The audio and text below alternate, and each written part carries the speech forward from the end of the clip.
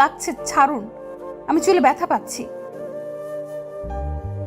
লাগুক, লাগার জন্যই ধরেছি, যেন দ্বিতীয়বার আমাকে ইগনোর করার সাহস না দেখাও। নিজের বাবার ধার নেওয়া টাকা পরিশোধ করতে না পারায় আপনার মতো একজন চরিত্রহীন লোককে বিয়ে করতে হবে আমায়?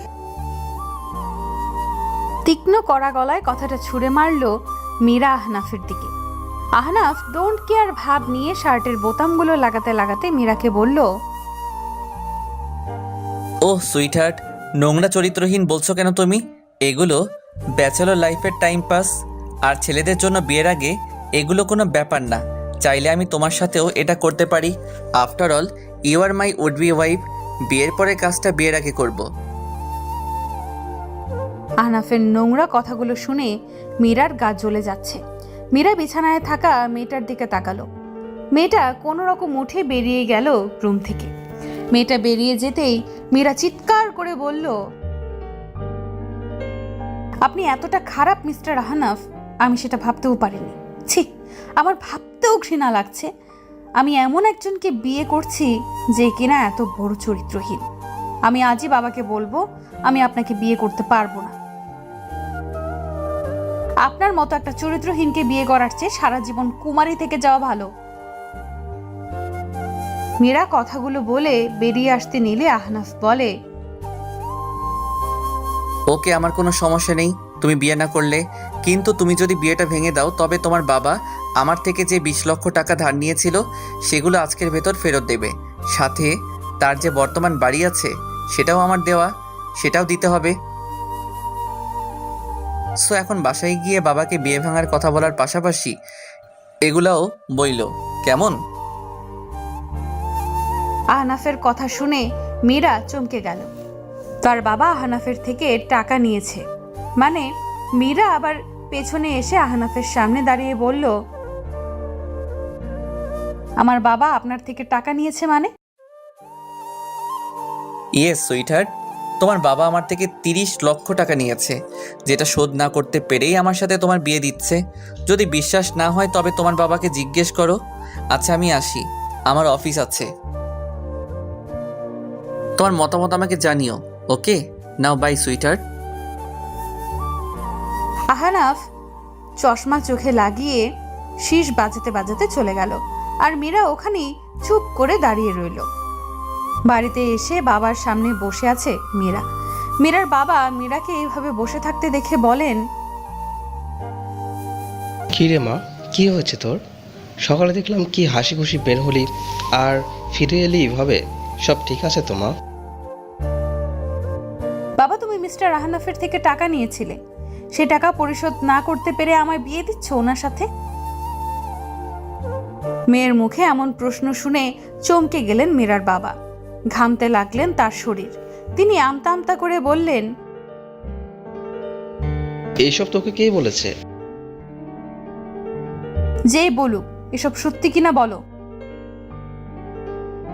মীরার বাবা মেয়ের কথায় একটা শ্বাস নিলেন, তারপর বললেন, রে মা, আমি আনাফের থেকে টাকা নিয়েছিলাম। তুই তো জানিস আমার ব্যবসায় কত লস হচ্ছিল, তাই আমি ব্যবসাটাকে একটু ভালো করে দাঁড় করাতে আমার টাকার দরকার ছিল। তখন একটা কাজের সূত্রে আমার আনাফের সাথে পরিচয় হয়। সে আমাকে টাকা ধার দেয়, কিন্তু ব্যবসায় আমি টাকা লাগিয়েও আবার লস খাই, তাই ওর টাকা আমি পরিশোধ করতে পারিনি। তখন ও আমাকে বলে টাকা মাফ করবে যদি তোর বিয়ে আমি ওর সাথে দেই, তাই তোর বিয়ে ওর সাথে দিচ্ছি। তুই এই বিয়েতে না করিস না, তবে আমাকে রাস্তায় গিয়ে দাঁড়াতে হবে। এখনো তোর ছোট বোনের বিয়ে দেব, দয়া করে তুই এই বিয়েতে অমত রাখিস না। বাবার কথা শুনে মীরা আর কিছু বলার আর বোঝার বাকি থাকে না। মীরা আস্তে করে উঠে নিজের রুমে চলে আসে। শেষে কিনা ওর বাবা ওকে টাকার বিনিময়ে বিক্রি করে দিল। ভাবতেই কষ্ট হচ্ছে ওর। মাইশা ইবনাত মীরা, বাবা মায়ের বড় মেয়ে। মীরা একজন পেশার সাংবাদিক। মীরার মা গত 3 বছর আগে মারা গেছেন। মীরার একটা ছোট বোন আছে মাহি। মাহি এখন কলেজে পড়ে। মীরার বাবা একজন ব্যবসায়ী।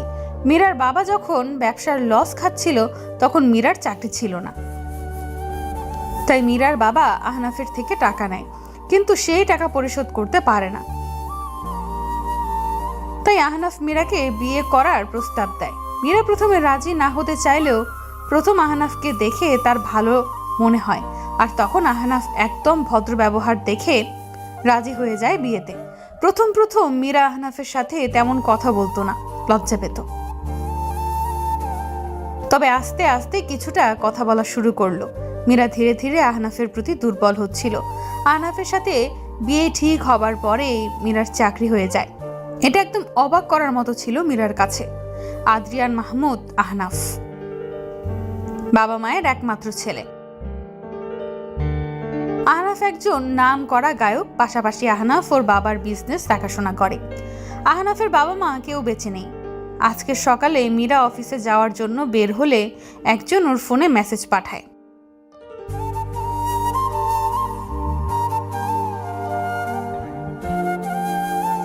মীরা এই মেসেজ পেয়ে প্রথমে এটাকে মজা ভেবে নিল, কিন্তু পরে আবার এই সেম মেসেজ আসায় মীরা সেই হোটেলে গেল।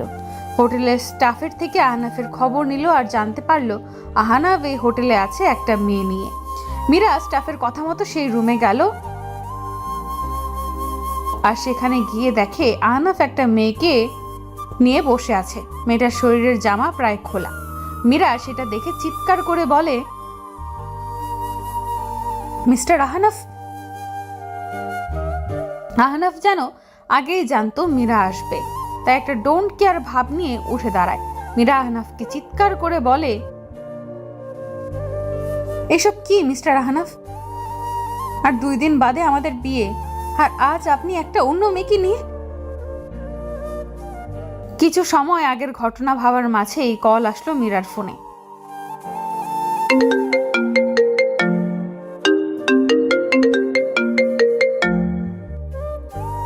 মীরার চোখ মুছে ফোন হাতে নিয়ে দেখে আহনাফের কল। মীরা কাপা হাতে ফোন রিসিভ করে।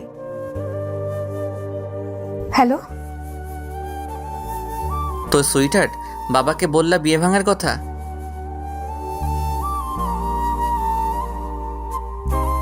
কি হলো সুইটহার্ট, বলো। বাবাকে বলেছো যে তুমি আমার মতো খারাপ ছেলেকে বিয়ে করবে না সেটা, নাকি বাবার থেকে সব শুনে আর তা বলনি? আমি বাবাকে কিছু বলিনি বিয়ে ভাঙা নিয়ে। গুড গার্ল, আমি জানি তো তুমি তোমার বাবাকে কত ভালোবাসো। তো আগামী পরশু আমাদের বিয়ে। ওয়াও, ভাবতেই কি ভালো লাগছে। আমার শরীরটা ভালো লাগছে না, আমি রাখছি। মীরা ফোনটা রেখে দিল। চিৎকার করে কাঁদতে ইচ্ছে করছে মীরার। ওর বাবা এ কার সাথে বিয়ে দিচ্ছে? মীরা কিভাবে এর মতো লোকের সাথে সংসার করবে? মীরা ফোনটা বিছানায় ছুঁড়ে মেরে ওয়াশরুমে যায় শাওয়ার নিতে। এদিকে আহনাফ ফোন হাতে নিয়ে বসে আছে। আচ্ছা স্যার, এসব কেন করছেন? কোন সব? এই যে নিজেকে মীরা ম্যাডামের কাছে খারাপ বানাচ্ছেন কেন? আপনি তো জানেন আপনি মীরা ম্যাডামকে। আচ্ছা আকাশ, তুমি কি কাউকে ভালোবেসেছো বা কারো ভালোবাসা পাওয়ার জন্য সুইসাইড করেছো? না স্যার। তবে তুমি বুঝবে না আমার ভেতরে জ্বলতে থাকা আগুন আর এসব করার কারণ। আহনাফ ফোনের স্ক্রিনে মীরার ছবির দিকে তাকিয়ে বলল, আমার তুমিময় প্রাপ্তি সে, তবে আমার ধ্বংসের কারণও সে। আমি তাকে ছাড়বো না আর শান্তিতে থাকতেও দেব না। 2 দিন পর আজকে মীরার বিয়ে আহনাফের সাথে। মীরা চেয়েও বাধা দিতে পারবে না এই বিয়েতে। মীরাকে সাজিয়ে গুছিয়ে বিয়ের স্টেজে নিয়ে বসানো হলো। কিছু সময়ের মাঝে আহনাফ আসলো। মাহি ওদের বরণ করে নিয়ে স্টেজে আনলো। আহনাফ মীরাকে দেখে চোখ মারলো। মীরার সাথে সাথে চোখ নামিয়ে নিল। কাজী সাহেব চলে আসলো বিয়ে পড়াতে। কাজী সাহেব মীরাকে কবুল বলতে বললে মীরা একদম চুপ থাকে। একবার ওর বাবা, একবার আহনাফের দিকে তাকায়। কিছু সময় চুপ থেকে চোখ বন্ধ করে কবুল বলে দেয় মীরা। মীরাকে কবুল বলতে শুনে বাঁকা হাসলো আহনাফ। আহনাফ মনে মনে বলল, এই কবুল বলে আজ থেকে তুমি আমার বন্দি হয়ে গেলে। তুমি জানো না তোমার জন্য সামনে কি অপেক্ষা করছে। খাটের উপর বসে কাঁদছে মীরা। এক হাত দিয়ে আরেক হাত চেপে ধরে কাঁদছে সে। কিছু সময় আগে সদ্য স্বামী নামক মানুষটার গরম ফুটন্ত পানি ঢেলে দিয়েছে ওর হাতে। যন্ত্রণায় শেষ হয়ে যাচ্ছিল মীরা। মীরাকে কাঁদতে দেখেও চুপচাপ বারান্দায় বসে আছে আহনাফ। হাতে এখন তার একটা সিগারেট। কিছু সময় আগে বিয়ের কাজ শেষ করে মীরাকে বিদায় দিয়ে আহনাফের বাসায় নিয়ে আসা হয়। আহনাফের এক দুঃসম্পর্কের চাচি এসেছে। তিনি মীরাকে বরণ করে ঘরে তোলে। তারপর মীরাকে গিয়ে বাসর ঘরে বসিয়ে দিয়ে আসে। কয়েক ঘন্টা পার করে আহনাফ বাসর ঘরে ঢুকে। আহনাফকে দেখেই মীরা ভয় লাগা শুরু হয়। যদি আহনাফ এখন তার সাথে। আহনাফ মীরার সামনে গিয়ে দাঁড়ায়। মীরা খাট থেকে নেমে আহনাফকে সালাম করে উঠতেই আহনাফ ওয়াশরুম থেকে এক মগ গরম পানি এনে মীরার হাত ধরে সেখানে ঢেলে দেয়। আচমকা এমন হওয়ায় চমকে যায় মীরা। ব্যথায় চিৎকার করতে চেয়েও পারছে না, কারণ বাহিরে মানুষ শুনলে কি ভাববে সেই ভেবে। মুখ চেপে ব্যথা সহ্য করছে মীরা। কিছুটা সময় পর আহনাফ মীরার হাত ছেড়ে দিয়ে বারান্দায় চলে যায়, আর মীরা খাটে হাত চেপে ধরে কাঁদতে থাকে। এখন মীরা খাট থেকে নেমে লাগেজ খুলে জামা নিয়ে ওয়াশরুমে গেল। ফ্রেশ হয়ে এসে হাতের দিকে তাকিয়ে দেখে লাল হয়ে ফোসকা পড়ে গেছে। মীরা সেই হাত নিয়েই বিছানার এক কোণায় গিয়ে শুয়ে পড়ল। আগামীকাল রাজকে ফোন করে ওদিকের খবর নিতে হবে মীরার। বারান্দায় বসে নিজের হাতে নিজে পুরো একটা সিগারেট চেপে ধরে রেখেছে আহনাফ। ফোসকা পড়ে বাজে অবস্থা হাতের। আহনাফের চোখ লাল হয়ে আছে, যেন অনেক সময় ধরে সে কেঁদেছে। আহনাফ উঠে রুমে এসে দেখে মীরা ঘুমিয়ে গেছে। আহনাফ ড্রয়ার থেকে পোড়া জায়গায় লাগানোর জন্য মলম নিয়ে মীরার পাশে বসে। তারপর খুব যত্ন সহ আস্তে করে মীরার হাতে মলমটা লাগিয়ে দেয়। আহনাফ মীরার দিকে তাকিয়ে বলে, তোমার চোখেতে দেখেছি আমার সর্বনাশ। ধ্বংসস্তূপ হয়ে চাপা পড়ে গেছে অনুভূতিগুলো আধারে। চাইলেও কাছে টেনে নিতে পারছি না। এই তুমি কে? আহনাফ মীরার কপালে চুলগুলো সরিয়ে দিয়ে কিছু সময় তাকিয়ে উঠে চলে আসলো। নিজেকে দুর্বল প্রকাশ করবে না সে। তাকে অনেক কঠিন হতে হবে, অনেক। আহনাফ জ্যাকেট হাতে নিয়ে বেরিয়ে গেল বাসা থেকে। এখন একমাত্র একটা জায়গায় তাকে শান্তি দিতে পারে, সেখানেই যাচ্ছে আহনাফ। সকালে মীরার ঘুম ভাঙে। বাইরের রৌদ্রের তাপ তার মুখে এসে পড়ায়। মীরা নিজের ব্রু জোড়া কুঁচকে নিল। তারপর কিছুটা সময় শুয়ে থেকে উঠে বসলো। চারিপাশ ভালোভাবে তাকিয়ে তার মনে পড়ল গতকাল তার বিয়ে হয়েছে। মীরা আস্তে করে উঠে সব জায়গায় চোখ বুলিয়েও আহনাফকে পেল না। মীরা উঠে একটা শাড়ি নিয়ে ওয়াশরুমে গিয়ে শাওয়ার নিয়ে আসলো। তারপর বেরিয়ে চুল মুছে নিজেকে গুছিয়ে ফোনটা হাতে নিল। ফোন হাতে নিয়ে মীরা রাজের নাম্বারে ডায়াল করলো। 2-3 বার রিং হবার পরে রাজ ফোন রিসিভ করলো। হ্যালো। হ্যালো, কে রে? কি অবস্থা তোর? অফিসে আসছিস না কেন? এমনি একটু শরীর খারাপ, বসের থেকে ছুটি নিয়েই আসছি। আচ্ছা শোন, আজকে বিকেলে একটা জায়গায় যেতে হবে। খবর পেয়েছে সেখানে আজ অবৈধভাবে হীরা স্মাগলিং হবে। কি বলিস? হ্যাঁ, আমি সহ 2 জন যাচ্ছি।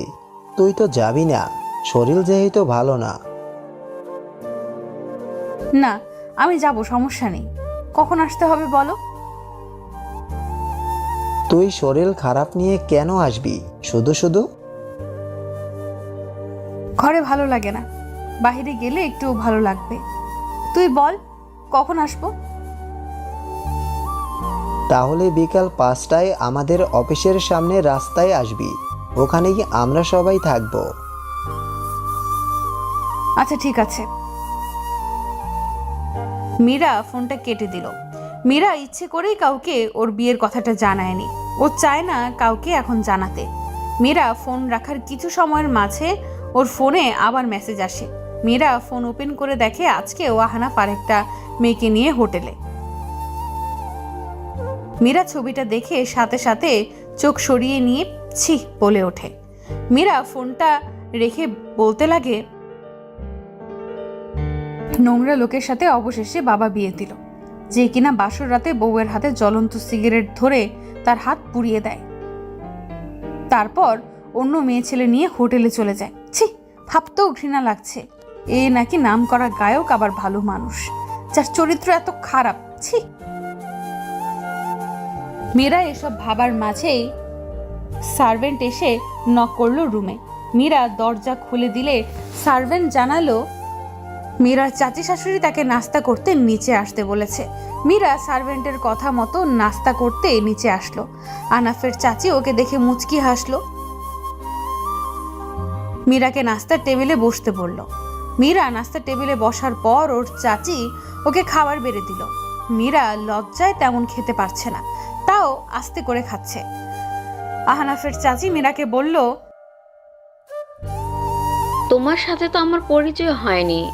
আমি আহনাফের চাচি, আহনাফের বাবার চাচাতো ভাইয়ের বউ। আহনাফ কিন্তু অনেক ভালো একটা ছেলে মা। আজ আহনাফের বাবা মা থাকলে অনেক খুশি হতো তোমাকে দেখে। তাদের ছেলে একটা চাঁদের মতো মেয়ে বিয়ে করে নিয়ে এসেছে। আমার আহনাফকে কোনোদিন কষ্ট দিও না।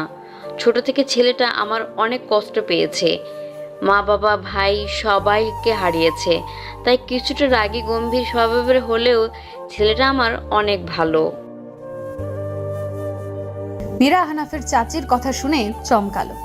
আহনাফের ভাইও ছিল, কই তার কথা তো সে কোনো দিন শোনেনি। আহনাফের চাচি আর মীরা খাবার খেয়ে উঠে যে যার রুমে চলে গেলেন।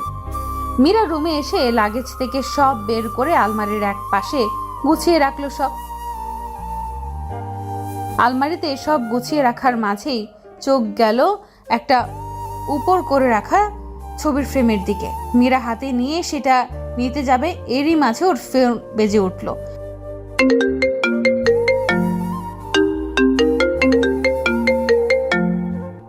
মীরা আলমারি বন্ধ করে ফোনের কাছে গেল। অন্যদিকে আহনাফ তার বাগান বাসায় এসে বসে আছে কাল থেকে।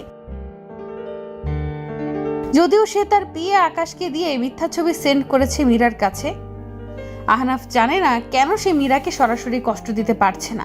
মীরার কষ্ট দেখলে নিজের কষ্ট হয়, ইচ্ছে করে মীরাকে উজাড় করে ভালোবাসতে। আহনাফ নিজ মনে বলতে লাগে, শুভ্রময়ী নারীর আগমন হয়েছে আমার জীবনে, তবে চাইলেও আমি তাকে আমার শুভ্র রং দিয়ে ভালোবাসতে পারছি না। আহনাফ গতকাল রাতে এখানে আসার পর ওর বিয়ে আকাশ এখানে আসে। আহনাফের হাতের অবস্থা দেখে তাড়াতাড়ি সেখানে মলম লাগিয়ে ব্যান্ডেজ করে দেয়। আকাশ ভেবে পায় না ওর স্যার মীরাকে এত ভালোবাসে, তাহলে কষ্ট কেন দিতে চায়। আহনাফ কিছু সময় পর বিছানা ছেড়ে উঠে ফ্রেশ হয়ে বেরিয়ে আসে বাসা থেকে। এদিকে মীরার বোন মাহি ফোন দিয়েছিল ওকে। আগামীকাল মীরা আহনাফের বউ ভাত। মাহি ফোন দিয়ে ওর খোঁজ খবর নিল। মীরা ফোন রেখে ড্রেসিং টেবিলের সামনে চুল ঠিক করতেই চোখ যায় ওর হাতে। কি, ওর হাতের পোড়া জায়গায় এখন তো একদম ঠিক আছে, কিন্তু এটা কিভাবে হলো? কাল রাতে তো জায়গাটা লাল হয়ে গেছিল, তবে এখন মীরা বুঝতে পারলো ব্যাপারটা। এমন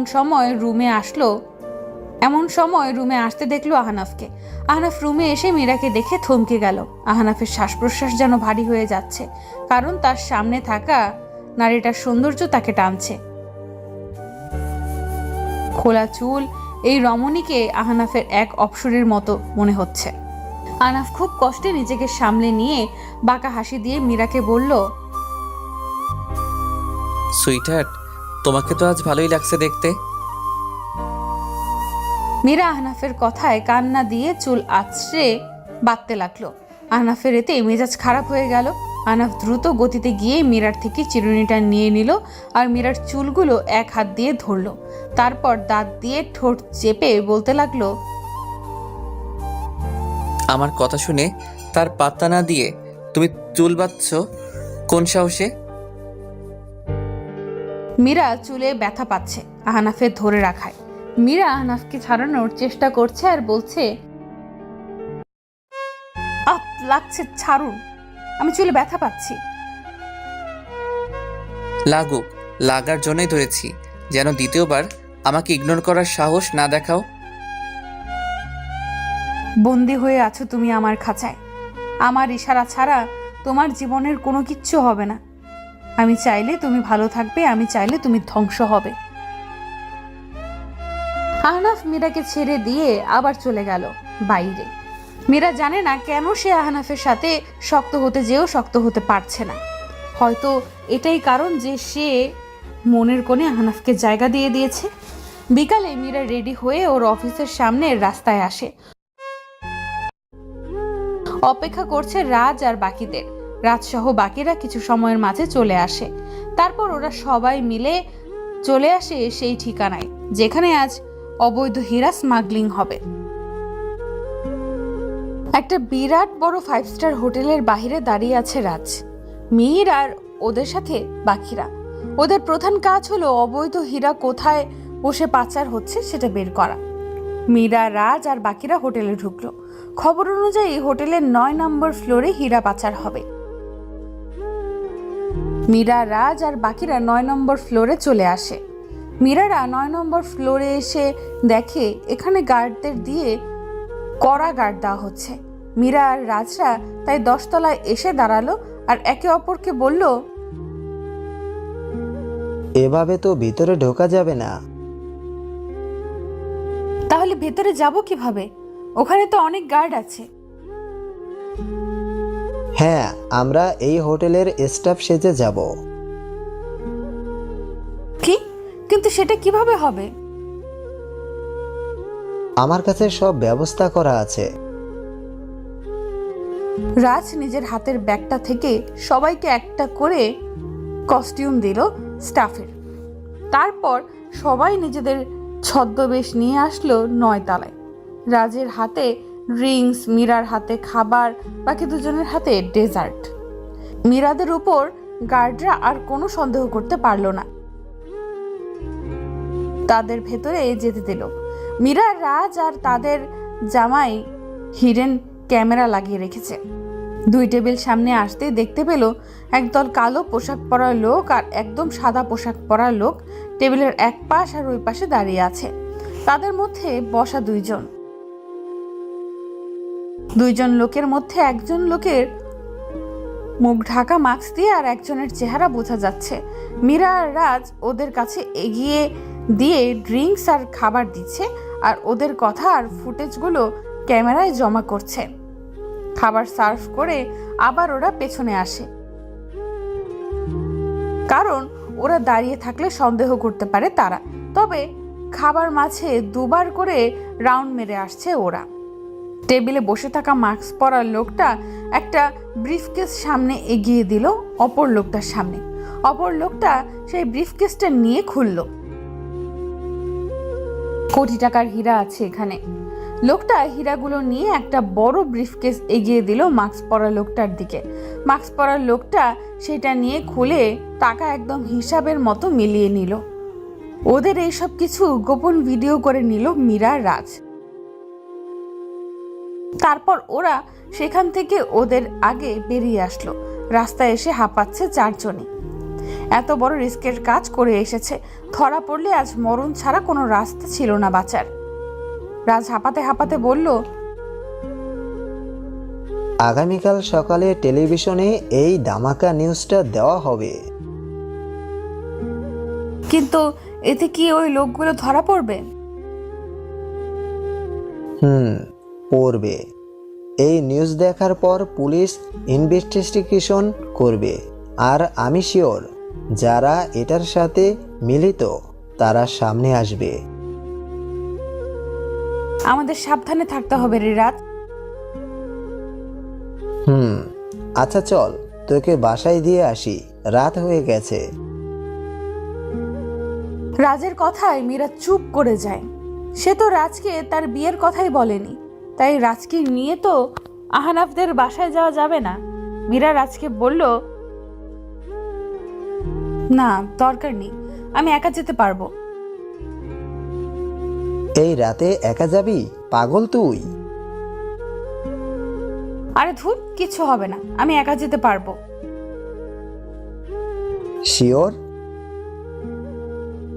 ড্যাম শিওর।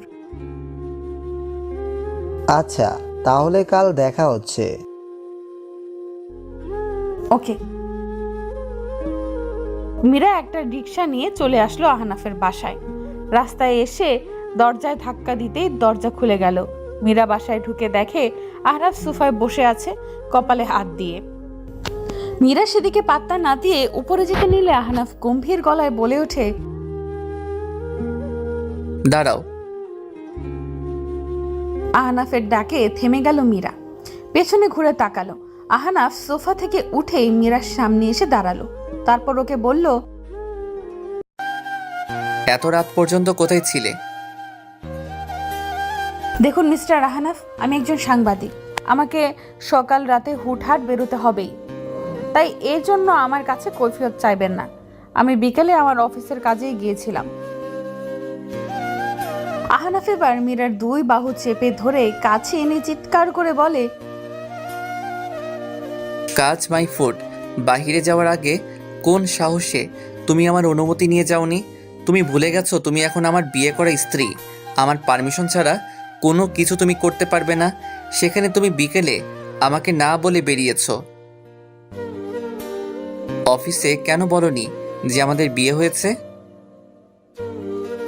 মীরা আহনাফের থেকে নিজেকে ছাড়ানোর চেষ্টা করছে আর বলছে, দেখুন আমার লাগছে, আর এভাবে চিৎকার করবেন না।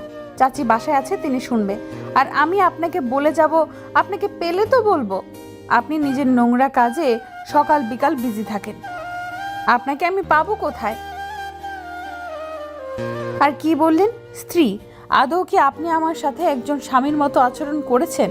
বিয়ের প্রথম দিন রাতেই আমার হাত জ্বালিয়ে দিয়েছেন। নিজের বিয়ে করা বউকে রেখে অন্য নারীকে নিয়ে, ছি! আর সবাইকে আমি কেন বলবো আমি বিয়ের কথা? আমি মানি না এই বিয়ে, আর না আপনাকে মানি স্বামী হিসেবে। আহনাফের চরম রাগ হচ্ছে এবার মীরার উপর। আহনাফ মীরাকে টানতে টানতে স্টোর রুমে নিয়ে যায়। সেখানে ধাক্কা মেরে ফেলে দিয়ে চিৎকার করে বলে, বুলি ফুটেছে মুখে, তাই না? অনেক বুলি ফুটেছে। সব বুলি বের করছি। আস্তর খাওয়া অফ। আর আজকে সারা রাত তুই এখানে এই অন্ধকারে ঠান্ডায় পড়ে থাকবি। তাহলে আর দ্বিতীয়বার সাহস করবি না আমার মুখে মুখে তর্ক করার। বলেই আহনাফ দরজায় তালা দিয়ে চলে গেল। মীরার অন্ধকারে অনেক ভয় লাগে, আর এই স্টোর দরজাটা একদম অন্ধকার। মীরা ভয়ে শেষ হয়ে যাচ্ছে। কোনো মতে উঠে অন্ধকারে হাতড়ে দরজার দিকে গিয়ে দরজা ধাক্কা দিতে লাগলো আর চিৎকার করে ডাকতে লাগলো, কেউ আছেন? আমাকে এখান থেকে বের করুন প্লিজ। আমার অন্ধকারে অনেক ভয় করে, প্লিজ আমাকে বের করুন। মিস্টার আহনাফ, আমাকে যা শাস্তি দেওয়ার দিন, তবে এখান থেকে বের করুন, আমার অনেক ভয় লাগছে। মীরার কথা বলতে বলতে কাশি উঠে গেল। শ্বাস নিতে কষ্ট হচ্ছে মীরার। একে অন্ধকারে ভয়, তার হাত পা ঠান্ডা, সব মিলিয়ে আক্রমণ করছে মীরাকে। মীরার থাকতে পারলো না, লুটিয়ে পড়লো মাটিতে। পরের দিন সকালে আস্তে আস্তে করে টিপ টিপ করে চোখ খুলল মীরা। চারিপাশে ভালো করে চোখ বুলিয়ে বুঝতে পারলো সে রুমে। মীরাকে চোখ খুলতে দেখে আহনাফের চাচি খুশি হয়ে বলল, আলহামদুলিল্লাহ, আল্লাহর রহমতে তুমি চোখ খুললা বৌমা। আহনাফের চাচি মীরাকে আস্তে করে উঠিয়ে পিঠের নিচে বালিশ দিয়ে বসালো। তারপর আহনাফের চাচি মীরাকে বলল, আচ্ছা বৌমা, তুমি কি বাচ্চা মেয়ে বলো তো? এই শীতে কেউ বেশি সময় পর্যন্ত পানিতে ভেজে? দেখো তো এখন কি হলো, আমি তো ভয় পেয়ে গিয়েছিলাম। কি? আমি রাতে পানিতে মানে? দেখো মেয়ের কাণ্ড, কাল রাতে যে তুমি শাওয়ার নিতে গিয়ে অনেক সময় ধরে পানিতে ভিজে সেন্সলেস হয়ে যাও, তারপর আনা তোমাকে বের করে এনে ডাক্তার ডাকে। আমি তো রাতে কিছু টের পাইনি, ঘুমের মেডিসিন খেয়ে ঘুমিয়ে গিয়েছিলাম। সকালে উঠে শুনি এসব। শোনো মা, এসব ছেলে মানুষই করো না। আমার ছেলেটাকে তো ভয় পাইয়ে দিয়েছিলে একদম। আহনাফের চাচির কথায় মীরা বুঝতে পারে আহনাফ তার চাচিকে মিথ্যা বলেছে, আসল ঘটনা কিচ্ছু বলেনি। অতএব মীরা চাইলেও সত্যি বলতে পারবে না। মীরা আহনাফের চাচিকে বলে, জি চাচি, আম্মু সরি, বুঝতে পারিনি এমন হবে, আগে থেকে খেয়াল রাখবো। আচ্ছা আমি যাই, তোমার জন্য খাবার নিয়ে আসি। আহনাফের চাচি উঠে চলে যায় বাহিরে। সে যাওয়ার পরেও আহনাফ আসলো রুমে। আহনাফকে দেখে মুখ ফিরিয়ে নিল মীরা। ঘৃণা হচ্ছে লোকটাকে দেখে ওর। আহনাফ মীরার সামনে এসে দাঁড়িয়ে বলল, আমার সাথে আর তর্ক করতে এসো না। এরপর কাল কিছু ডেমো দেখালাম জাস্ট, এরপর একদম জানে মেরে ফেলবো। বাঁচালেন কেন? কাল মরে গেলে কি আসে যেত আপনার? আহনাফ মীরার কথায় আবার রেগে যায় আর চিৎকার করে বলে, আমার এসে যায়, কারণ আহনাফ আর সামনের কথা এগোতে পারলো না, কারণ সামনের কথাটা সে বলতে পারবে না মীরাকে। মীরা আবার বলল, কারণ কি? কারণ তোর মতো একটা সস্তা মেয়ের কিছু হলে আমাকে জবাবদিহি করতে হবে সবাইকে। এমনিতেও আমি ইচ্ছে করে আমাদের বিয়েটা পাবলিক মিডিয়ায় জানতে দেইনি, কারণ এই বিয়ের কোনো দাম নেই আমার কাছে। কিন্তু তাও আমি রিস্ক নিতে চাই না। নেক্সট আমার কথার অবাধ্যতা করবে না।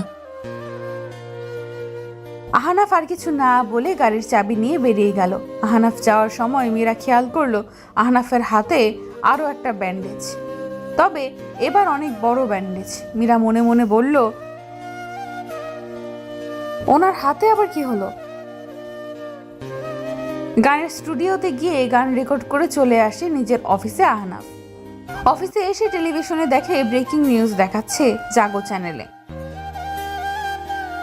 ব্রেকিং নিউজ, অবৈধভাবে হীরা পাচার করা হচ্ছে দেশ থেকে। গতকাল রাতে গুলশানের 5 স্টার হোটেলে 5.5 কোটি টাকার অবৈধ হীরা পাচার হয়েছে। আপনারা দেখতে পাচ্ছেন কিভাবে হীরা লেনদেন হচ্ছে। পুলিশ ইতিমধ্যে তদন্ত শুরু করে দিয়েছে। কারা ছিল এই দুইজন, তার খবর খুব শীঘ্রই বের করবে জানিয়েছে পুলিশ। খবর দেখে আহনাফ চমকে উঠল, কারণ এই চ্যানেলে এই কাজ করে মীরা। তাহলে কি কাল ও এখানে গিয়েছিল? ভাবতে থাকে আহনাফ। রাতে আহনাফ বাসায় আসলো। আহনাফ জানে মীরা ঘুম, কারণ মীরার মেডিসিনের ডোজে মীরা এখন ঘুম। গতকাল রাতে মীরাকে স্টোর রুমে রেখে আসার পর যখন আবার স্টোর রুমে গিয়ে মীরাকে ওভাবে পড়ে থাকতে দেখে আহনাফ, তখন ওর বুকের মাঝে ধুপ করে ওঠে। আহনাফ তাড়াতাড়ি মীরাকে কোলে নিয়ে রুমে আসে। তাড়াতাড়ি জামা পাল্টে গরম কম্বলে জড়িয়ে নেয় ওকে। তারপর ওর এক কাছের ডাক্তারকে খবর দিয়ে আনায়। সে এসে মীরাকে চেক আপ করে দিয়ে যায়। আহনাফ মীরাকে যা কষ্ট দিয়েছে সেই কষ্ট নিজেকে দেওয়ার জন্য গরম শিক এনে নিজের হাতের সব জায়গায় লাগায়, আবার সেখানে চাকু দিয়ে আঘাত করে। আবার তাড়াতাড়ি ব্যান্ডেজ করে নেয় যাতে কেউ দেখতে না পারে। আহনাফ রুমে এসে দেখে মীরা বাচ্চাদের মতো গুটিসুটি মেরে শুয়ে আছে। আহনাফ মীরার সামনে এসে মনে মনে বলে, রূপের সর্বনাশী, তুমি কি জানো তুমি আমার হৃদয়ের সর্বনাশ করে দিয়েছ? আমার হৃদয়ে নিজেকে এমনভাবে গেঁথে দিয়েছ আমি না পারি তোমায় দূরে রাখতে, না পারি কাছে টানতে। আহনাফ ফ্রেশ হয়ে এসে সোফায় শুয়ে পড়ল। সকালে মীরা ঘুম থেকে উঠে আহনাফের দিকে নজর যায়। আহনাফ কম্বল গায়ে চুপ করে শুয়ে আছে, কপালে ছোট ছোট চুলগুলো ছড়িয়ে আছে। মীরা আহনাফের দিকে তাকিয়ে বলল, প্রেমের স্বাদটা ইচ্ছা ছিল আপনাতে নেওয়ার, কিন্তু হাই, আপনার প্রেমের স্পর্শ তো দূর, আপনাকেই কাছে পাইনি এখনো কোনোদিন। মীরা আস্তে করে উঠে ওয়াশরুমে যায়। ফ্রেশ হয়ে এসে নিচে চলে আসে নাস্তা বানাতে। বাড়ির বউ বলে কথা, একটু তো কাজ করতেই হয়। মীরা রান্নাঘরে গিয়ে সকালের নাস্তা বানায়। নাস্তা বানিয়ে টেবিলে সাজিয়ে দিল নাস্তা। এর মাঝে আহনাফের চাচিও আসলো নিচে। আহনাফের চাচি মীরাকে নাস্তা বানাতে দেখে খুশি হন। আহনাফের চাচি চেয়ারে বসলেন। এর মাঝে আহনাফ আসলো রেডি হয়ে খাবার টেবিলে। মীরা আহনাফের সামনের চেয়ারে বসেছে। সার্ভেন্টস খাবার বেড়ে দিচ্ছে ওদের। আহনাফ খাবার মুখে দিয়ে সার্ভেন্টদের দিকে তাকিয়ে বলে, আজকের খাবার কে রান্না করেছে? স্যার, ম্যাডাম রান্না করেছে। আমরা না করেছিলাম, তাও শুনিনি উনি। আহনাফ মনে মনে বলে, সর্বনাশী নারী, শুধু রূপেই আগুন নয়, গুণেও আগুন সে। আহনাফ আর কোনো কথা না বলে নাস্তা করে বেরিয়ে যায়। চেয়ারের পায়ের উপর পা তুলে বসে আছে একজন লোক, তার সামনে দাঁড়িয়ে আছে আরেকজন লোক। লোকটার চোখে মুখে রাগের চিহ্ন স্পষ্ট। লোকটা চেয়ার থেকে উঠে দাঁড়িয়ে চিৎকার করে বলল, 1 সপ্তাহ সময় দিচ্ছি। 1 সপ্তাহের মাঝে আমার ওই মেয়ে আর ছেলেটার খোঁজ দরকার। সেদিন হোটেলে ছিল ছদ্মবেশে। ওরাই আমাদের এই নিউজটা টিভি চ্যানেলে দিয়েছে। ওদের খুঁজে বের করো জলদি। পুলিশ আমাদের কাছে পৌঁছবার আগে আমি ওই দুজনকে আমার কাছে চাই। লোকটার কথায় বাকি লোকগুলো মাথা নাড়িয়ে সায় দিল, যার মানে তারা ওদের খুঁজে আনবে। এদিকে আহনাফ সকালে গানের স্টুডিও গিয়ে গান রেকর্ড করে বাসায় আসলো। বাসায় এসে দেখে মীরা বসে আছে সোফায় আর কি যেন ভাবছে। আহনাফ সেদিকে পাত্তা না দিয়ে ফ্রেশ হয়ে আসলো। মীরা এতক্ষণে চিন্তায় আহনাফকে খেয়ালই করেনি। এবার আহনাফের দিকে তার নজর যায়। আহনাফ খালি গায়ে, পরনে ব্ল্যাক ট্রাউজার পরা। আহনাফ ড্রেসিং টেবিলের সামনে দাঁড়িয়ে চুল মুছতেছে তোয়ালে দিয়ে। মীরা আহনাফের দিকে তাকিয়ে লজ্জায় পড়ে যায়। তাই সাথে সাথে চোখ নামিয়ে নিয়ে বলতে লাগে, এই যে সুদর্শন পুরুষ, আমাকে কি পাগল করার ইচ্ছা আছে নাকি? আমি এমনিতেই আপনার ভালোবাসার কাঙাল, এবার আপনার রূপের কাঙাল বানাবেন আমায়? আহনাফ গায়ে গেঞ্জি পরে মীরার দিকে তাকালো। মীরা মাথা নিচু করে বসে আছে। আহনাফ সেদিকে আর পাত্তা না দিয়ে ল্যাপটপ নিয়ে সোফায় বসলো। মীরা আবার আহনাফের দিকে তাকালো। বসা থেকে উঠে আহনাফের কাছে গিয়ে দাঁড়িয়ে বলল, শুনুন। কি? আমাকে অফিসে যেতে হবে একটু। অফিসের বস কল দিয়েছিল, আর্জেন্ট মিটিং আছে। আচ্ছা যাও। মীরাকে আহনাফ আর কিছু বলল না। মীরা আলমারির থেকে একটা জামা নিয়ে চেঞ্জ করে এসে হিজাব বেঁধে ব্যাগ নিয়ে বেরিয়ে গেল। মীরা বেরিয়ে যেতেই আহনাফ কল দিল আকাশকে। শুনো, মীরা বেরিয়েছে অফিসের জন্য, ওর দিকে একদম নজর রাখবে। কোনো সমস্যা মনে হলে আমাকে কল দেবে। আচ্ছা স্যার। মীরা কিছু সময়ের মাঝে চলে আসে অফিসে। অফিসে আসার পর রাত সহ সে বসের রুমে আসে। মীরা অফিসের বস ওদের দেখে বসতে বলে। মীরা আর রাজ দুজনে বসার পর ওদের বস ওদের বলে, শুনো, তোমরা দুজন যা করেছো সেটা সাহসের কাজ, কিন্তু এতে এখন তোমাদের জীবন হুমকিতে। যদি ওই লোকগুলো তোমাদের খোঁজ পেয়ে যায় তবে তোমাদের একদম মেরে ফেলবে। তাই আমি চাই তোমরা কিছু সময়ের জন্য আন্ডারগ্রাউন্ড হয়ে যাও, তোমাদের যেন কেউ খুঁজে না পায়। পুলিশ যতদিন ওদের ধরতে না পারছে ততদিন তোমরা এখানে আর এসো না। এটা আমি তোমাদের সেফটির জন্য বলছি। জি স্যার, বুঝতে পেরেছি আমরা। রাজ মীরা বেরিয়ে আসলো বসের রুম থেকে। তাদের বস খারাপ বলেনি কথা। তাদের কথা যদি লোকগুলো জেনে যায় তবে সত্যিই ওদের মেরে ফেলবে। মীরা, তুই কোনো একটা সেফ জায়গায় চলে যা, আমিও যাই। আচ্ছা, কিভাবে বলি? আমি চাইলেও কোথাও যেতে পারবো না, তবে মিস্টার আহনাফের বাসা আমার জন্য সেফ। কোথাও তো আর যাবে না আমার বিয়ের ব্যাপারে। মীরা এসব ভাবতে ভাবতে বাসায় চলে আসে। অনেক দিন ছোট বোনটার সাথে কথা হয় না। মীরা কল লাগায় মাহির নাম্বারে। তারপর কথা বলে মাহির সাথে কথা শেষ করে গোসল করতে যায় মীরা। গোসল করে এসে আলমারি থেকে একটা জামা খুঁজতে গিয়ে আহনাফের জামার নিচে একটা ডায়েরি পায় মীরা। ডায়েরিটা অনেক পুরনো বোঝা যাচ্ছে। মীরা ডায়েরিটা হাতে নিতে যাবে এমন সময় রুমে আহনাফ এসে ওকে দেখে বলল,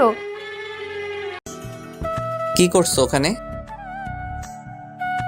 মীরা আহনাফের আওয়াজ পেয়ে তাড়াতাড়ি ডায়েরিটা আগের জায়গায় রেখে দিল। তারপর একটা জামা বের করলো। জামা নিয়ে পেছনে ঘুরে দাঁড়িয়ে বলল, জামা বের করছিলাম পরার জন্য। ও আচ্ছা। আহনাফ ধীরে ধীরে মীরার কাছে আসলো। মীরা আলমারির সাথে লেগে দাঁড়িয়ে আছে। আহনাফ মীরার দুই সাইডে হাত দিয়ে দাঁড়িয়ে আছে। মীরা মুখের উপর আহনাফের গরম নিঃশ্বাস পড়ছে। মীরার ভেজা চুল আহনাফকে পাগল করে দিচ্ছে। রূপমোহিনী, আমাকে মারতে চাও নাকি? এভাবে সদ্য ভেজা চুলের ঘ্রাণে আমি তো শেষ হয়ে যাচ্ছি। ইচ্ছে করছে তোমার মাঝে ডুবে যেতে। আহনাফকে নিজের এত কাছে দেখে নার্ভাস লাগছে মীরার। মীরা আহনাফকে কিছু বলবে তার আগেই আহনাফ মীরার গলায় হাত রাখে। আহনাফের হাত ঠান্ডা থাকায় শিউরে ওঠে মীরা।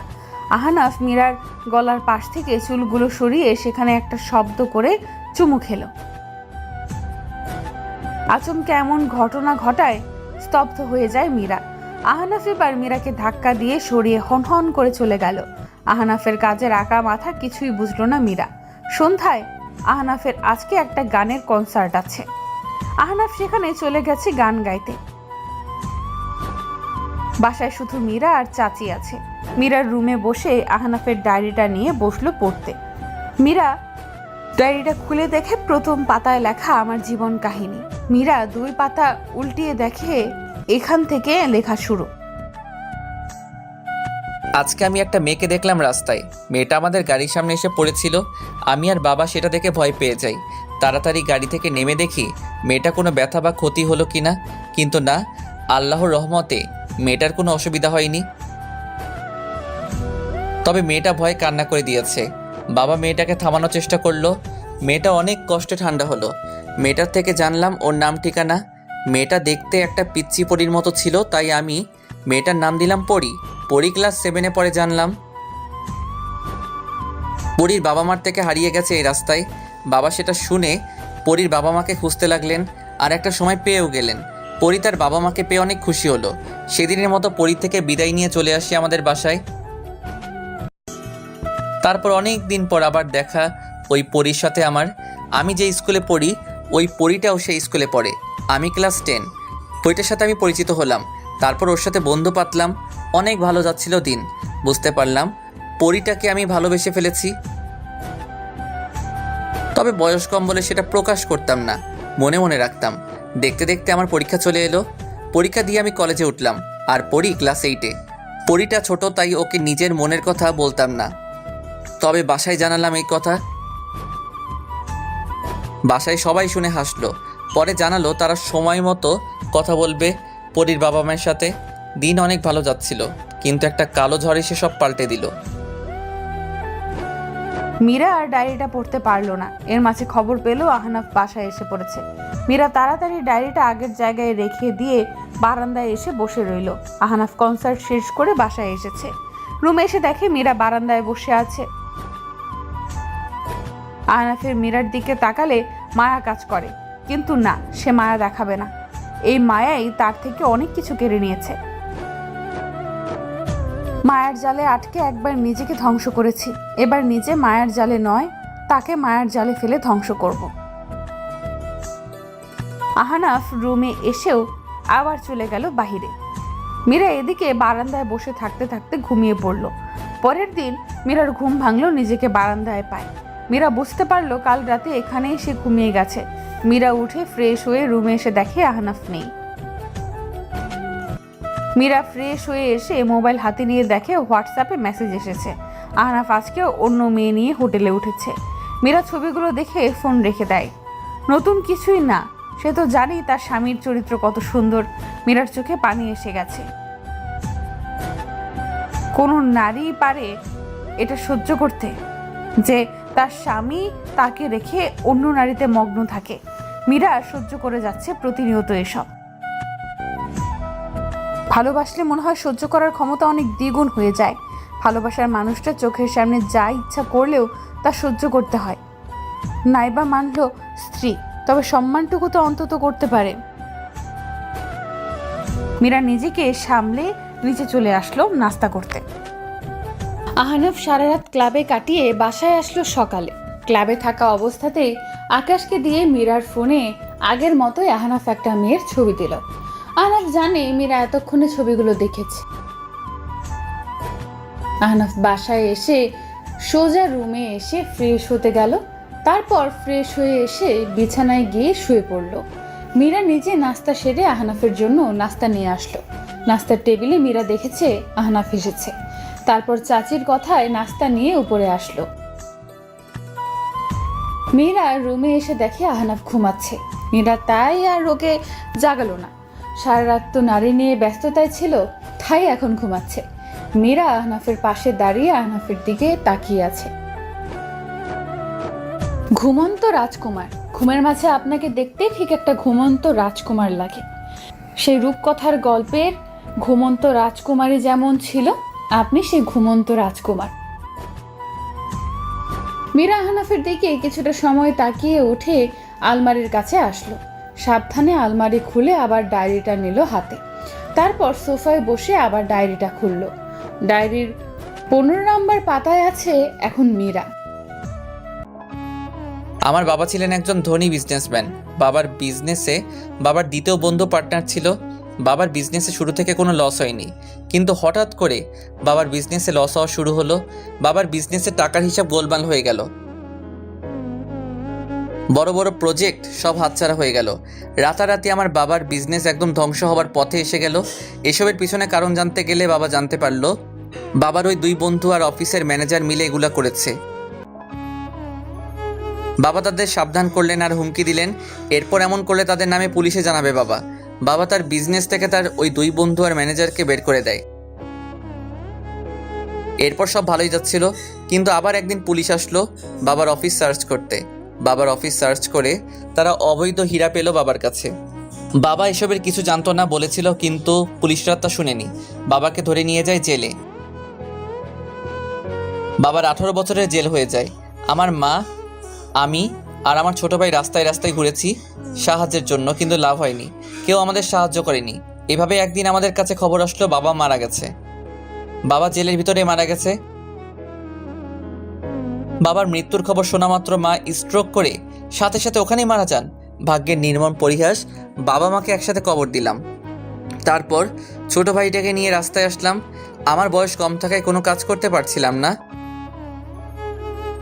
তারপর অবশেষে আমার চাচি যে আমাদের দুঃসম্পর্কের, সে আমাদের তার কাছে নিয়ে গেল। কিন্তু ভাগ্যে তখনও সুখ লেখা ছিল না। ছোট ভাইটা আমার সারাদিন মা মা করে কাঁদতো। কাঁদতে কাঁদতে জ্বর চলে আসে ওর, আর সেই জ্বর কেড়ে নিয়ে যায় ওকে আমার থেকে। বাবা মা ভাইকে হারিয়ে পাগল প্রায় আমি। ঠিক করলাম নিজেকে প্রতিষ্ঠিত করব, আর যারা আমার বাবাকে এভাবে ফাঁসিয়েছে তাদের বের করব খুঁজে।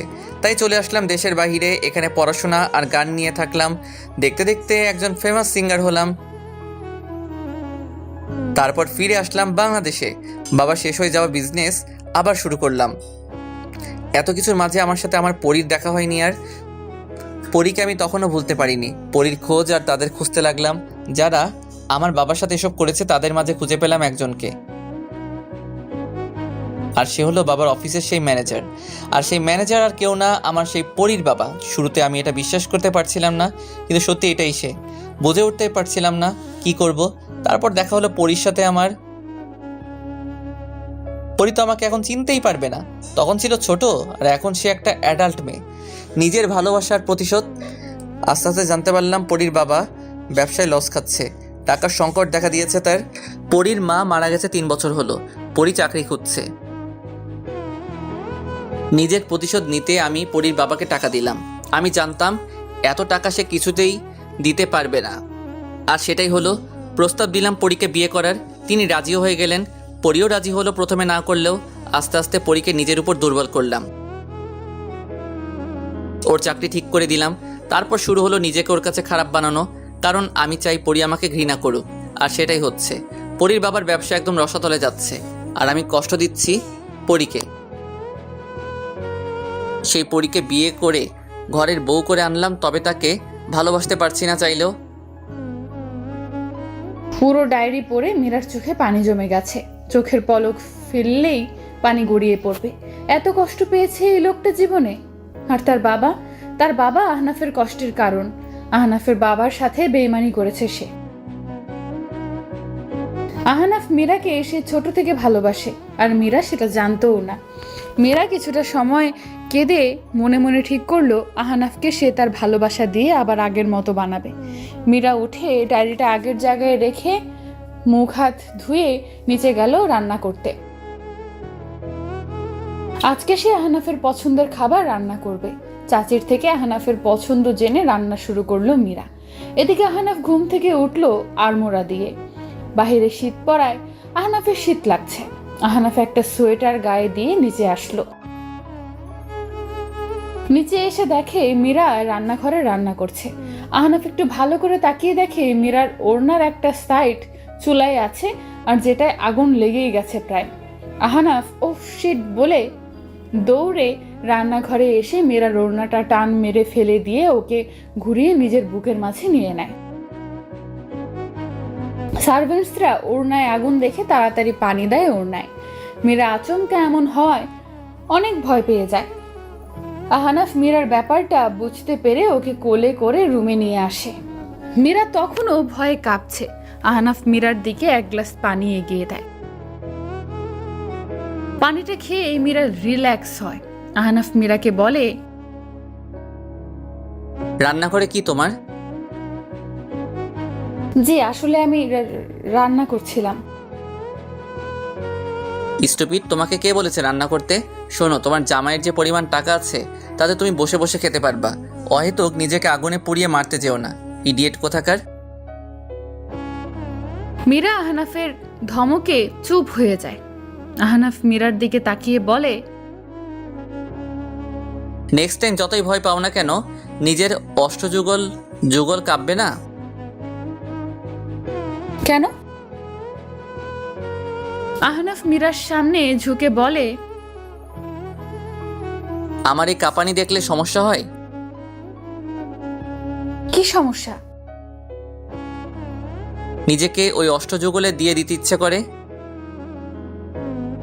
বলে আহনাফ বেরিয়ে আসে রুম থেকে। আর মীরা আহনাফের কথায় অনেক লজ্জা পায়। রাতে মীরা বসে বসে আহনাফের ল্যাপটপে মুভি দেখছে, আর আহনাফ অন্য ল্যাপটপ দিয়ে কাজ করছে। এমন সময় মীরার ফোনে কল আসলো।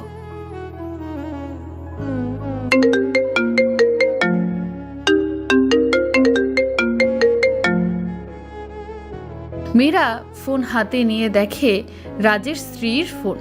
মীরা কল রিসিভ করলো। আদাব ভাবি। আদাব।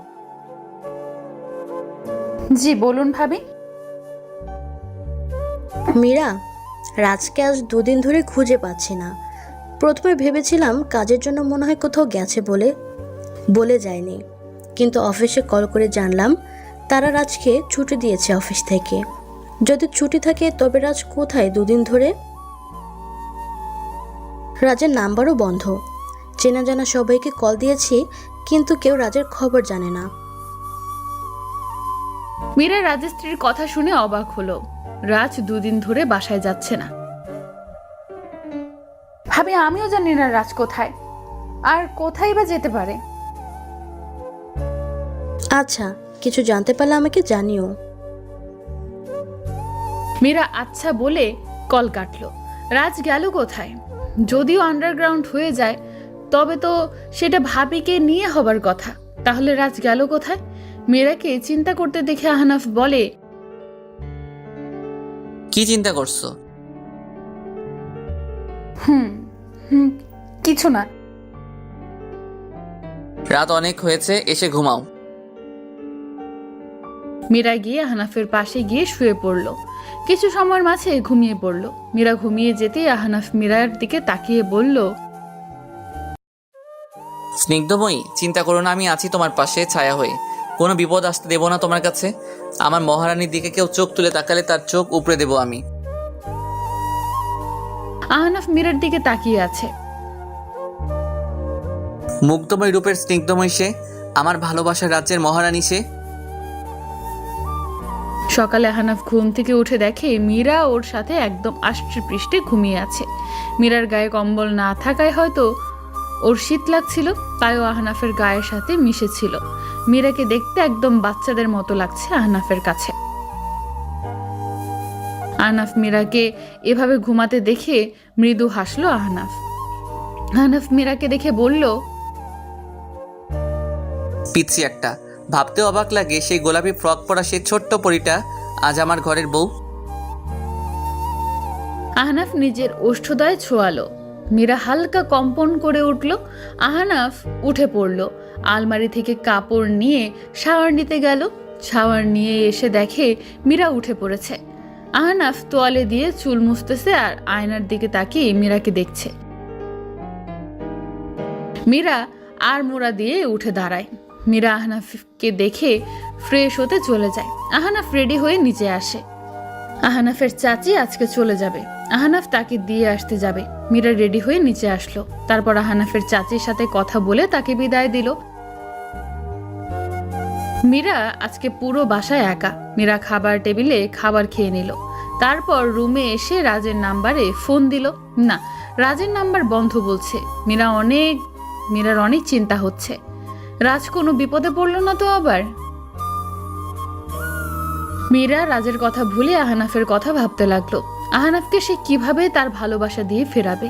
মীরা ভাবছে আজকে সে আহনাফের জন্য কিছু স্পেশাল করবে। মীরা সেই ভাবনা মতো সব আয়োজন করা শুরু করলো। সন্ধ্যায় বাসায় আসলো আহনাফ। বাসায় এসে সব চুপচাপ দেখে একটু অবাক হলো আহনাফ। সিঁড়ি দিয়ে রুমে এসে অবাক হলো আহনাফ। পুরো ঘর মোমবাতি দিয়ে সাজানো, খাটে ফুল দিয়ে সাজানো। আহনাফ বুঝতে পারছে না এসব কি হচ্ছে। আহনাফ রুমে ঢুকে দেখে মীরা দাঁড়ানো একটা লাল শাড়ি পরে। আহনাফকে দেখে মীরা মুচকি হাসলো। মীরা আহনাফের কাছে এসে বলল, কেমন লাগছে? এসব কি?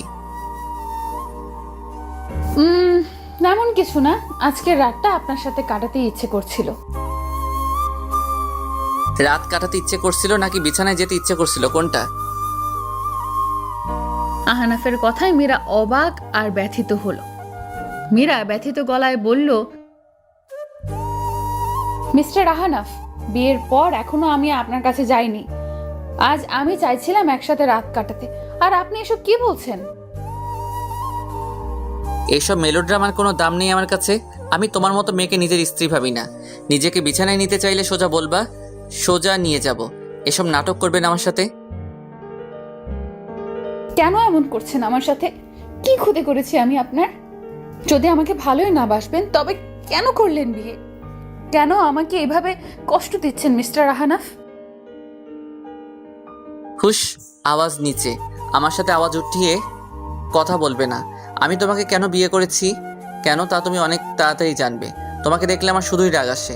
তোমাকে সহ্য হয় না আমার। আহনাফ মীরাকে ধাক্কা মেরে সরিয়ে দিয়ে সব কিছু লণ্ডভণ্ড করে দিয়ে বেরিয়ে গেল। মীরা ওখানে বসে চিৎকার করে কাঁদছে। যদি আমাকে কষ্ট দিয়ে আপনি খুশি হন তবে তাই সই। আমিও দেখব কত কষ্ট দিতে পারেন আমাকে আপনি। আমার ভালোবাসা বড় নাকি আপনার প্রতিশোধ? আহনাফ চলে আসলো রাস্তায়।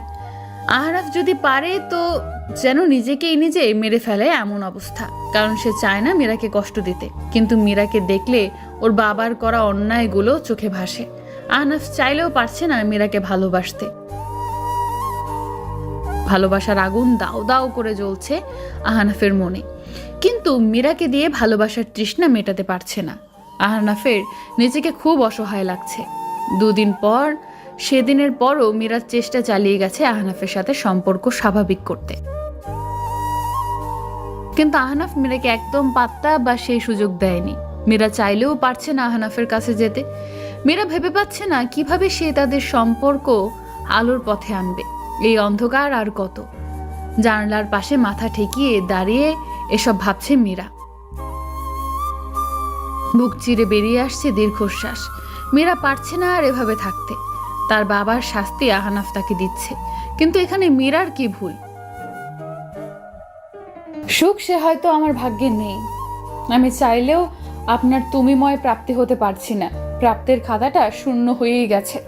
সুখ পাখি হয়তো আমার খাঁচায় ধরা দেবে না। মীরা জানালার বাহিরে সাদা মেঘগুলো দেখছে। অপরদিকে আহনাফ মীরার বাবাকে একদম রাস্তায় নামিয়ে দিয়েছে। মীরার বাবার ব্যবসা একদম ভেঙে গেছে। আহনাফ চাচ্ছে মীরার বাবা এবার ওর বাকি দুজনের সাথে দেখা করতে, তবেই আহনাফ ওই বাকি দুজনের খোঁজ পাবে। আহনাফ এখন মীরার সামনে তেমন যায় না। আহনাফ বুঝতে পারছে মীরা তাকে আপন করতে যাচ্ছে, কিন্তু আহনাফ সেটা পারছে না। আহনাফ চায় না এটা হোক। এই বিয়ের সময়সীমা একদম সীমিত। ঠিক সময় আহনাফ মীরাকে মুক্ত করে দেবে এই বন্ধন থেকে। আহনাফের এসব ভাবনার মাঝে আকাশ আসে আহনাফের কাছে। স্যার আসবো? আসো। স্যার একটা কথা ছিল, খুব দরকারি।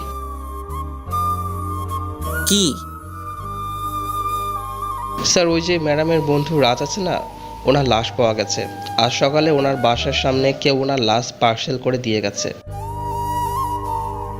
হোয়াট? G sir. কিন্তু এসব কিভাবে হলো?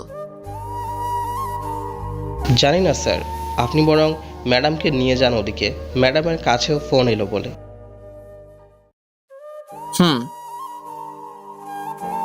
আহনাফ আকাশের কথা মতো বেরিয়ে গেল। আহনাফ জানে মীরা রাজের মৃত্যুর কথা জানতে পারলে অনেক ভেঙে পড়বে। আহনাফ তাড়াতাড়ি বাসায় চলে আসলো। মীরা তখন সোফায় বসে ম্যাগাজিন পড়ছিল। আহনাফকে এত তাড়াহুড়ো করতে দেখে চমকে যায় মীরা। আপনি এভাবে? তোমার আমার একটা কথা বলার আছে। কি কথা? কথাটা তোমাকে বলার পর তুমি কোনো রিয়াক্ট করবে না, ওকে? আর উত্তেজিত হবে না। আচ্ছা, কিন্তু কি? রাজ মারা গেছে। আজ সকালে কেউ ওর লাশ ওর বাসার সামনে রেখে গেছে। মীরা আহনাফের কথা শুনে থমকে গেল। দাঁড়ানো থেকে বসে পড়ল মীরা। এটা হতে পারে না। এটা কিভাবে হতে পারে? এটা হতে পারে না। আপনি মিথ্যা কথা বলছেন। এটা সত্যি। চলো আমাদের রাজের ওখানে যেতে হবে। আহনাফ মীরাকে সাথে নিয়ে রাজের বাসায় গেল। রাজের বাসায় কান্নার হাহাকার হচ্ছে। রাজের স্ত্রী পাগল প্রায়। অফিসের সবাইও এসেছে। তারাও এমনটা আশা করেনি। রাজের লাশ দাফন করে জানাজা সম্পূর্ণ করে বাসায় আসলো আহনাফ মীরা। মীরা বাসায় এসে সোজা বিছানায় গিয়ে শুয়ে পড়েছে। সব কেমন এলোমেলো লাগছে তার। আরো 4 দিন পর, এই 4 দিনে মীরা নিজেকে কিছুটা স্বাভাবিক রেখেছে। আহনাফ এই 4 দিন মীরার সাথে খারাপ ব্যবহার করেনি। রাতে মীরা আলমারিতে কি জানি খুঁজছিল, তখন ও একটা ফাইল পেল। মীরা কৌতূহল নিয়ে ফাইলটা ওপেন করে চমকে গেল, কারণ ফাইলটা হলো ডিভোর্স পেপার। মানে আহনাফ তাকে ডিভোর্স দিবে, তার সাথে সব সম্পর্ক শেষ করে দেবে আহনাফ। মীরা ফাইলটা আগের জায়গায় রেখে দিয়ে আলমারি বন্ধ করে ওখানেই বসে পড়ল। মীরা পারল না আহনাফকে ফেরাতে। হেরে গেল মীরা। তার ভালোবাসা পরাজিত হয়ে গেল। মীরা নীরবে কাঁদছে। আজ সত্যিই সে ব্যর্থ। গাড়ির হর্নের আওয়াজে মীরা চোখ মুছে উঠে দাঁড়ালো।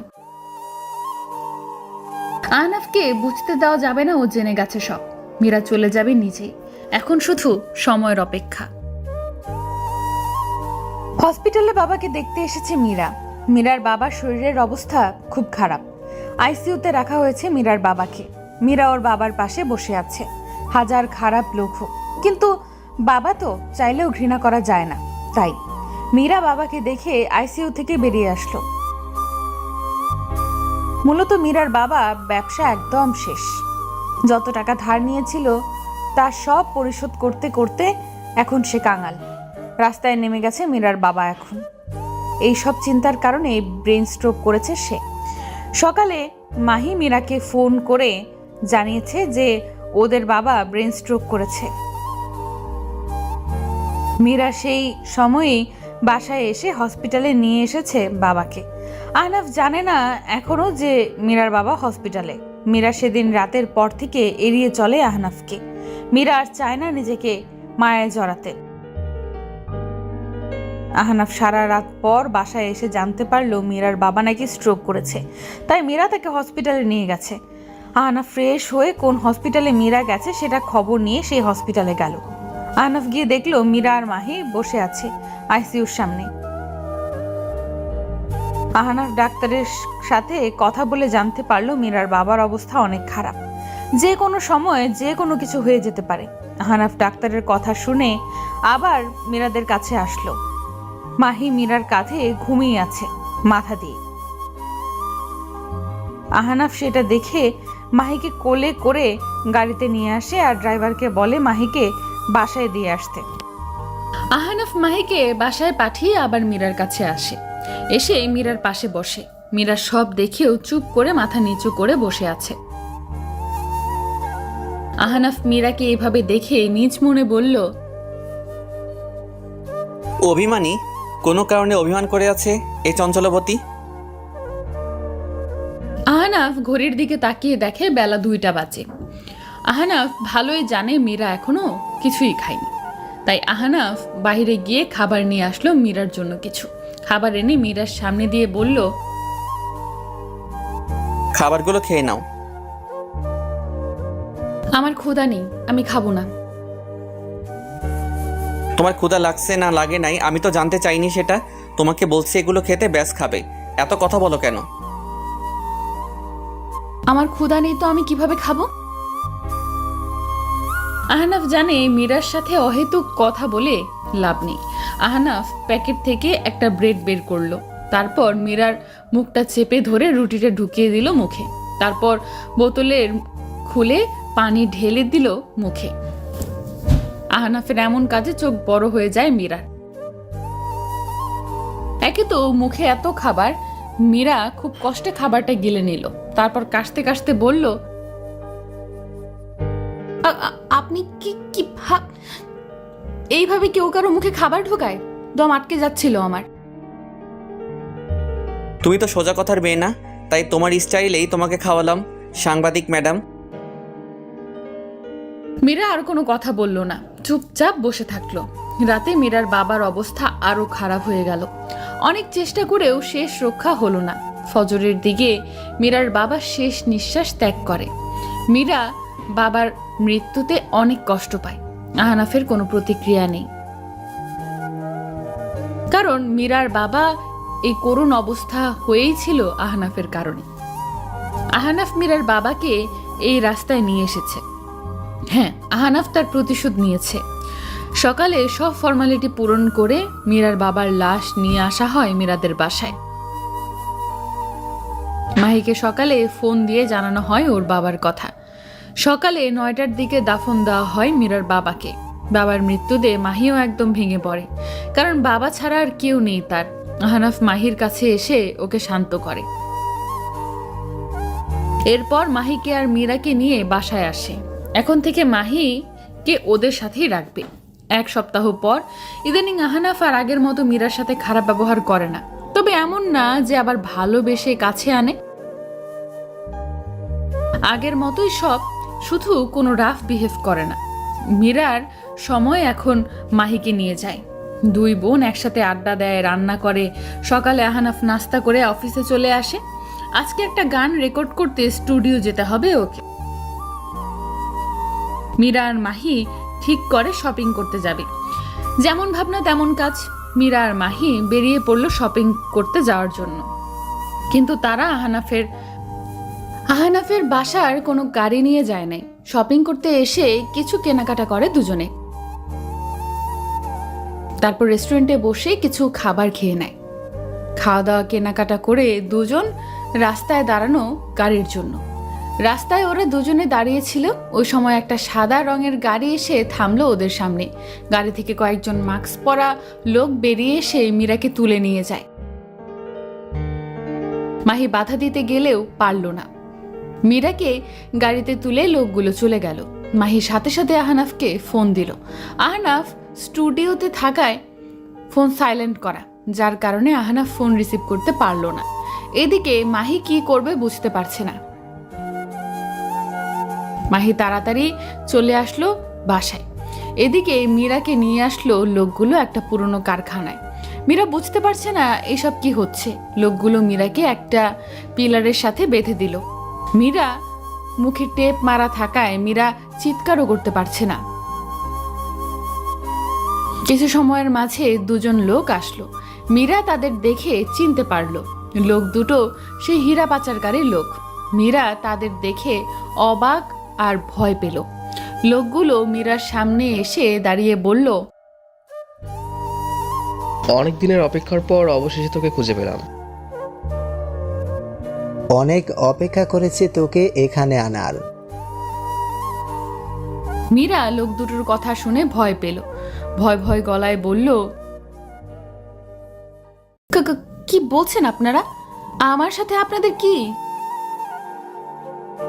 বাহ, এ তো দেখছি চুরি করে চোর বলে আমি চুরি করিনি।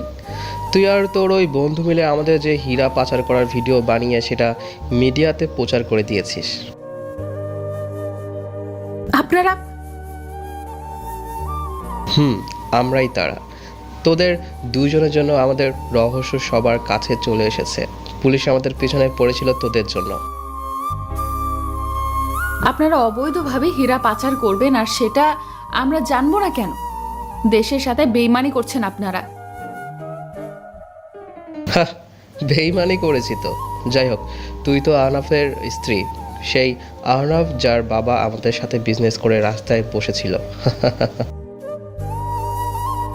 তার মানে আপনারাই সেই লোক যারা মিস্টার আহনাফের বাবাকেও ধোঁকা দিয়েছে।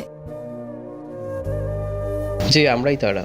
আহনাফের বাবা তো বোকা ছিল একটা, বেচারা অবলা অবৈধ হীরা ওর অফিসে রেখে ওকে ফাঁসালাম, আর বেচারা সেটা বুঝতেও পারলো না। ইস, অকালে আমাদের হাতে মরতে হলো ওর। মানে আপনারা কি ওনাকে? হ্যাঁ, আমরাই ওকে জেলে মেরে ফেলেছিলাম। ও আমাদের সব রহস্য জেনে গিয়েছিল। আমাদের জন্য রিস্ক ছিল ও, তাই ওকে জেলেই মেরে দিয়েছি। আর সেটা ন্যাচারাল ডেথ বলে চালিয়ে দিয়েছিল পুলিশরা। আর শুধু আহনাফের বাবা না, তোর ওই বন্ধু রাজাকেও সরিয়ে দিয়েছি, আর এখন তোকে সরিয়ে দিব। কি? আপনারা রাজকে মেরে ফেলেছেন? একদম। ওর আর তোর জন্য আমরা আমাদের বিপদে পড়েছিলাম। একদম, ওর আর তোর জন্য আমরা আবার বিপদে পড়েছিলাম। তোদের কীভাবে বাঁচিয়ে রাখি বল? আজ তোর বন্ধুর মতো তোকেও মেরে ফেলে দিব। এরপর আর কেউ আমাদের ব্যাপারে জানতে পারবে না। লোকগুলোর কথায় ভয় পেয়ে যায় মীরা। তবে কি আজ ও মরণ ওদের হাতে লেখা? আর কি দেখা হবে না আহনাফের সাথে?